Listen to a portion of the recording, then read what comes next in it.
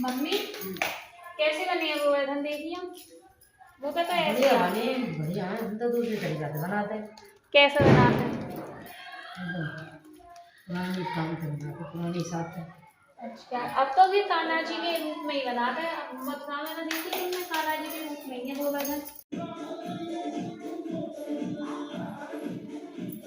बहू हाँ मम्मी। बन गए? हाँ बन गए। अरे मैं सजाए तो था। अभी सजाऊंगी, बस बन गए, अभी सजाऊंगी ना। ठीक है, मैं छत जा रहा हूँ, तब सब जाने चाहिए। हाँ जाए।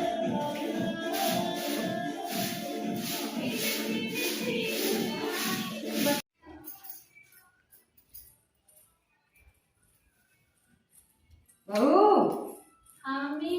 सज गए? हाँ सज गए, देखो कैसे कर रहे हैं। अरे वाह, अच्छी बात, बहुत अच्छे। चलो ठीक है।